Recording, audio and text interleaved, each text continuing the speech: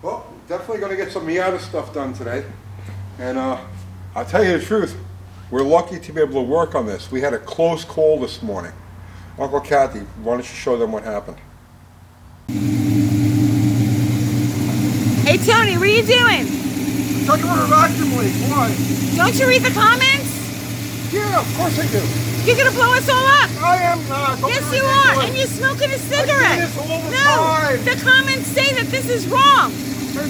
Stop it. You don't know what you're talking about. No, you stop it. You cut it out right now. Tony, don't do it. Don't do it. Oh my God! Oh my God! The viewers were right. I should have listened to the comments. Run! Get out of here. This whole place is going to go up in flames. Hurry! Run! Go away.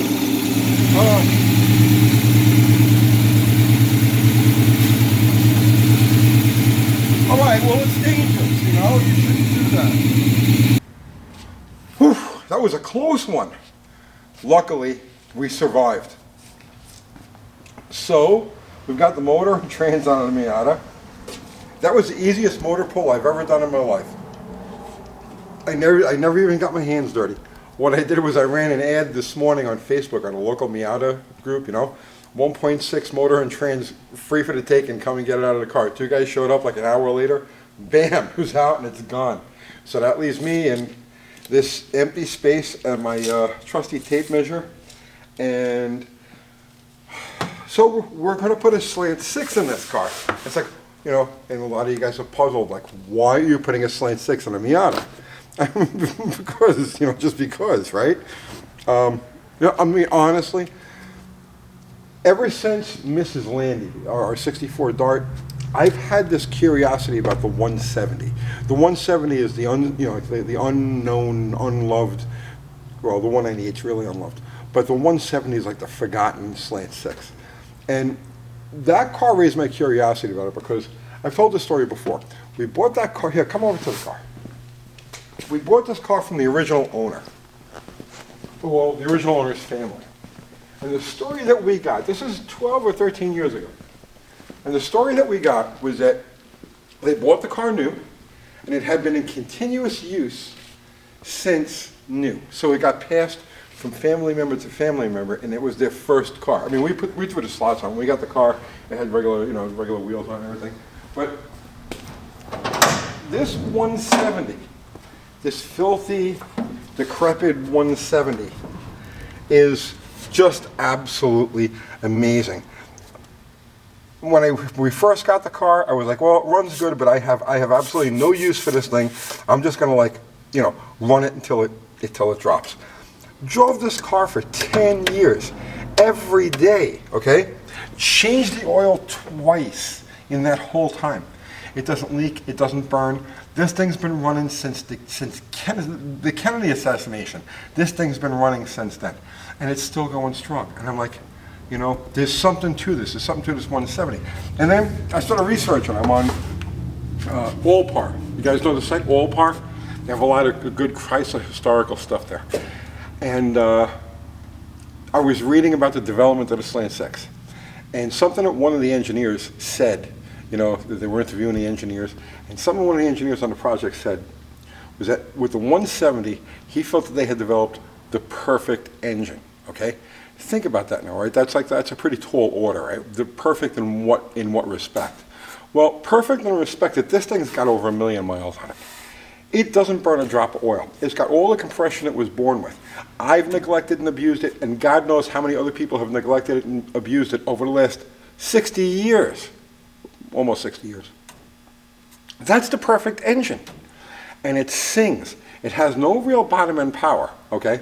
You know, the 225's definitely got more breakaway torque, but over 3,000 RPM or so, this thing just absolutely, it's amazing, right?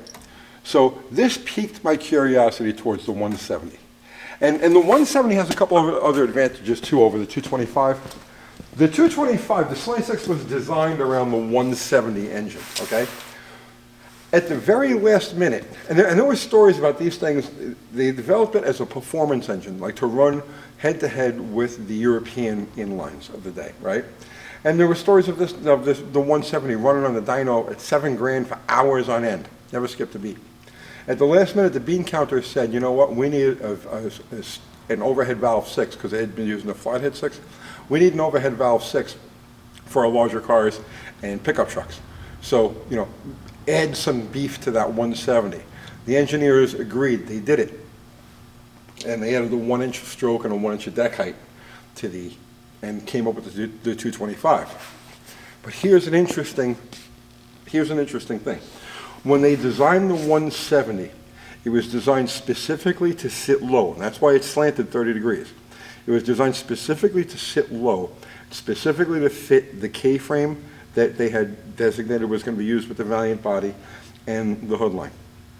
So when they designed the engine around the engine compartment, when they added the extra stroke to the Slant Six to come up to 225, the counterweights and the connecting rods come right against the oil pan. I mean, like, they're like this. The 225 is a windage nightmare. And if you go back and you read the accounts of the engineers who designed it, they said that the only thing that they changed was the stroke on the engine, and then all of a sudden they had oil issues. It was starting to use oil. So they had to do something with the rings. I'm not sure what they did to the ring pack, what changes were made, but they had to make changes to the rings in order to get the 225 to not use oil. So the 170 is the natural configuration for the Slant Six. This combustion chamber is sized for it. The valves are sized for it. Everything is in proportion with the one, you know, for the 170. And then, you know, the initial performance version of the engine, with the Hyperpack, was based on the 170. And there was that NASCAR Compact Series. And the 170 ran away and hid from everything else. They canceled the series really quick, but it was totally dominated by that 170. So since then, I've had this curiosity.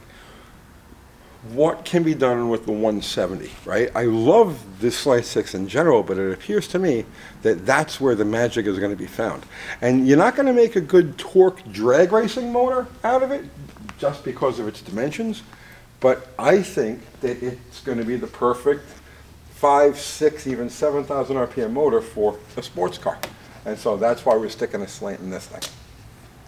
So here's where we're at with this. From the back of the engine to the front of the pulley is approximately 30 inches. So my limitation here is this sway bar. Okay, now I can probably relocate it lower, you know, but I've also got this notch in the K-frame for the Miata. So what I'm going to do is I'm going to set the motor back on this. I'm going to cut the firewall here, and I'm going to set the motor back. It's got to go back approximately 5 inches. So it'll be just a little bit into the foot box. And I'm going to have to cut this part of the frame and then box this in. That's the only real work that's involved in this, aside from fabricating mounts. This side appears to me, I could be wrong, I don't know until I actually get an engineer here to mock it up, but this side appears to me like it's going to actually fit perfectly, because remember, the motors, the cylinder head is over here, the intake is about over here, and the exhaust is going to go straight down, so this side of the car shouldn't have to be touched at all. It looks like all of our fabrication is going to be right here in this corner. But I won't know that until I get my the engine and trains I'm going to use for this. We picked one up from one of our viewers. We'll have it here the end of this month. So there's really not much else I can do with this car at this point except gut the rest of the stuff that isn't going to go for the ride. We're going to pull the air conditioning out of it, going to pull the power steering out of it, and all of the electrics except for what runs, let's say, the wipers and the headlights. All of that's going to go. So, and then once we've got the actual engine and trains here, we'll start mocking up and figuring out where we're going to make our cuts. So, it's a project. It's a big one. But this is going to be a blast. One other thing, too. We're talking about viewers and comments, right? This bothers me.